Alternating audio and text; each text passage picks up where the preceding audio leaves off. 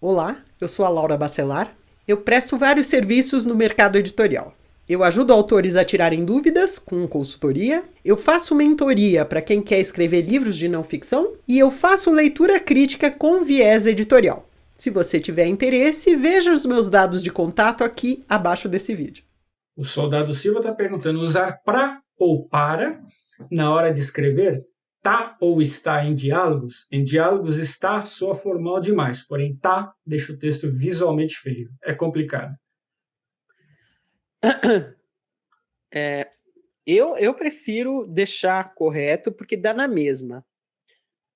Não faz muita diferença para quem está lendo o oral, tá? Pra e para, você vai ler do mesmo jeito, se você estiver lendo alto. Porém, para o olho, é melhor estar correto, eu acho. Mas depende do tipo de livro que você tem. Se tem um título coalhado de diálogo, você precisa se preocupar em não encher demais de erros que não tem significado. O para é um desses erros, né? Se você escrever para, a pessoa que vai ler para e não vai fazer diferença. Porém, para o olho é melhor estar correto. De modo geral, nos diálogos, você deve seguir essa regra. Você só deixa o incorreto quando ele precisa ser grafado dessa maneira. Um exemplo. O livro da Natália Arcuri, ele chama Me Poupe.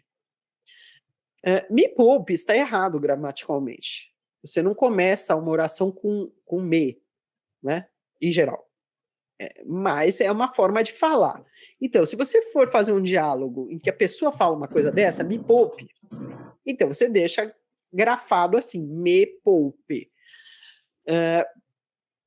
Mas você não vai escrever me poupe, entendeu? Você não precisa repetir, grafar a forma de falar. Você escreve corretamente, porém gramaticalmente incorreto, né? Escreve me poupe. Se você for ler, você vai ler me poupe, não tem problema. Então, é isso. Preocupe-se no diálogo de indicar que é uma fala informal, mas não deixar difícil de o olho ler. Tenho um plano muito grande para o universo que estou criando, com 3 volumes introduzindo o universo, com mais 4 ou 5 derivados. Além, eu conto com o hype dos fãs. O tombo vai ser forte? Nathan, eu acho assim, você está pensando grande, né? Mas você depende, assim, se são 3 obras para introduzir o universo, eu acho que você tem que ser um pouco mais estratégico aí. Como eu sempre digo, em toda série, o primeiro volume tem que ser fascinante e completo em si. Tem que ser, você tem que apreciar a história, mesmo se nunca mais leia nada daquela série. Então, você pode até fazer que volumes que vão introduzindo, explicando, não sei o quê, mas você não pode pressupor que a pessoa vai ler 3 para aí começar a entender e aí começar a ler uma história, tá? Então tem que funcionar já da história 1, senão não rola. E você contar com o hype de fãs é um risco, né? Faça a sua história funcionar mesmo sem hype, tá? Tenta fazer ela funcionar, né? Pegando ou não, virando um mega sucesso ou não. Se não, sim, o tombo pode ser grande, porque não é todo mundo que consegue gerar muitos comentários, muito interesse sobre o universo que cria. Não é todo mundo.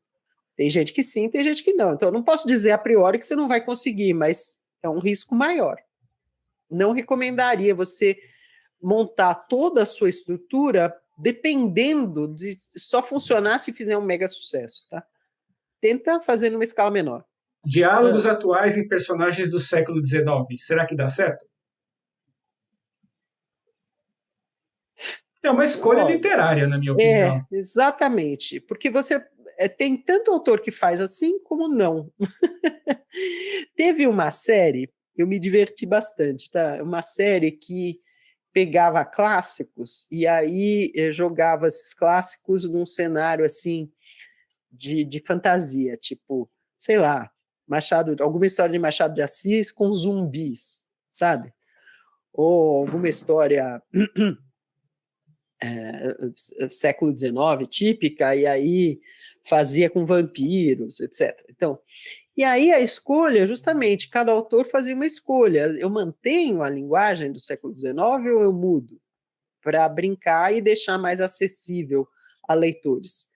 É sempre uma preocupação válida, sabe? Eu acho que você tem que se preocupar assim. Se o seu leitor-alvo é jovem, você tem que, pelo menos, ser claro.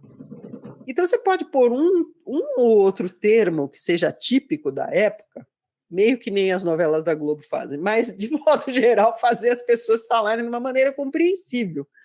Porque se você for muito de época, ninguém vai te entender. Agora, se você estiver escrevendo para um público adulto, muito habituado a ler, que já lê romances clássicos tranquilamente, e aí você mantém a linguagem de época, tudo bem também. Então, não dá para dizer a priori, mas eu diria, leitores mais jovens ou leitores não tão fluentes em deus clássicos, eu deixaria mais atual a linguagem. O Edivaldo perguntando o que a gente acha de revisores online, tipo Language Tools. É confiável para uma boa revisão ortográfica? Não. Eles deixam passar coisas. Tem que, na minha opinião, tem que contratar uma pessoa, um revisor da área para fazer revisão. Gente, note assim, revisor sempre erra, tá?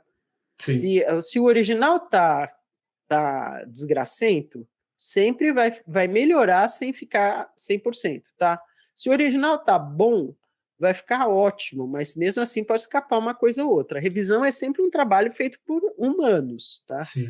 Mas sempre é melhor contratar um ser humano que você saiba quem é e não uma equipe que você nem imagina, sabe Deus.